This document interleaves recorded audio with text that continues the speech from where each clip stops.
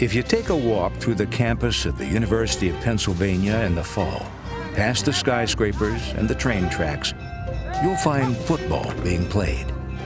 But it isn't ordinary college football. This is sprint football, previously known as lightweight or 150-pound football.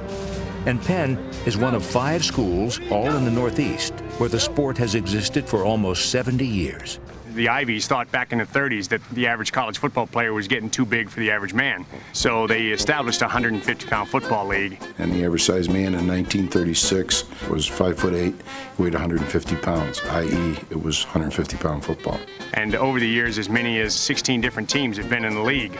And it extended beyond the East Coast. In the late 40s, the University of Michigan even had a team, coached by future NFL Hall of Famer George Allen. Now, the only teams that remain are Penn, Princeton, Cornell, West Point, and the Naval Academy. Some big-name schools, but this isn't exactly big-time football. I didn't even know the sport existed until they told me they were going to send me to the Naval Academy to be the head coach. It's regulation football. The quarter's the same as any big-time team. Notre Dame, Penn State's playing. But the one big difference is the reason it's called sprint football. It's a much faster game than any other form of football. The reason for that is very simple.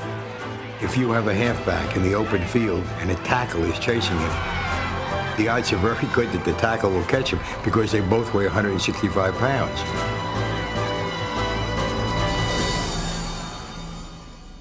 Been told their whole life, you're too small, you can't play. But they did it anyway. We've got guys on my team who are All-State Ohio and All-State Missouri, etc. And nobody recruited them because they're 5'9", 170 pounds, and they've probably been lifting weights their whole life to get that big. It's shown time and time again that the guys who compete in this sport are very successful in later life. So successful, in fact, that a former running back from Columbia has won the Lombardi Trophy. A captain of the Princeton team was appointed Secretary of Defense. And a player from the Naval Academy became president.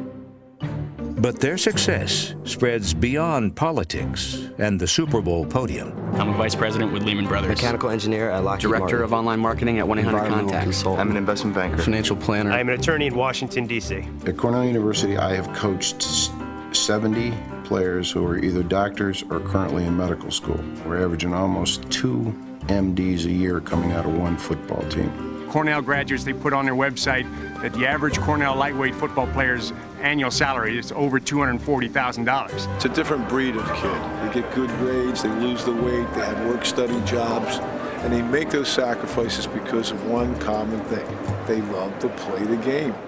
They love the game so much that Penn alumni return every year to play against the current team in pads. So we got me and you at guard, tackle. They're all Penn guys, they're all alums, and they're all my friends, okay? But right now, we got to get ready to kick their...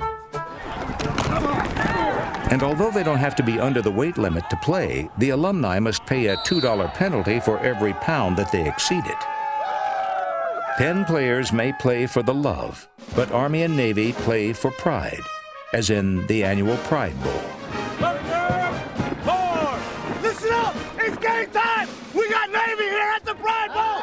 It's about pride! It's about giving it all! You understand? We didn't come here to lose! We didn't train all off-season to lose! So we didn't cut 10 pounds to come out here and lose! I've covered Army-Navy games, I've covered Super Bowls, I've covered whatever there is. I've never seen harder hitting than I see on this field. I mean, I don't care whether it's marbles or debating or whatever. Army plays Navy. This is a real blood vendetta game.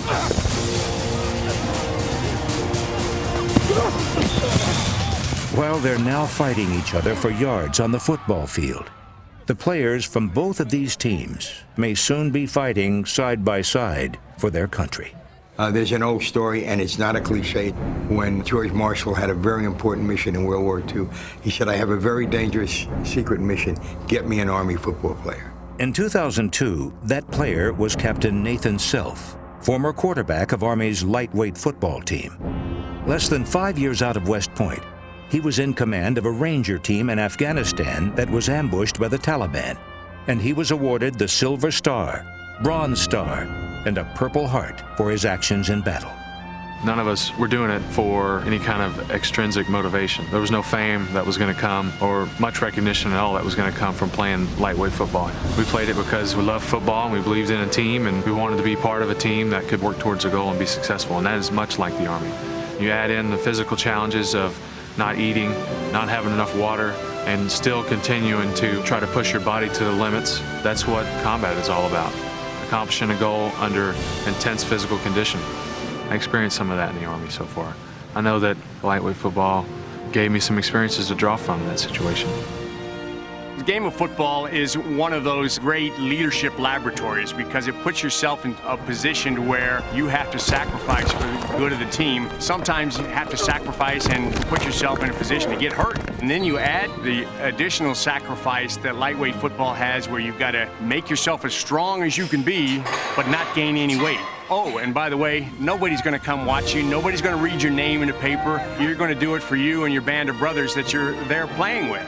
Look, I've been in this business for 53 years writing a sports column. If you look at football from any level, to the Super Bowl, to a high school game, these are the guys who are what the game should be about, who play for the right reasons playing. And man, I want to tell you something, they can play some football.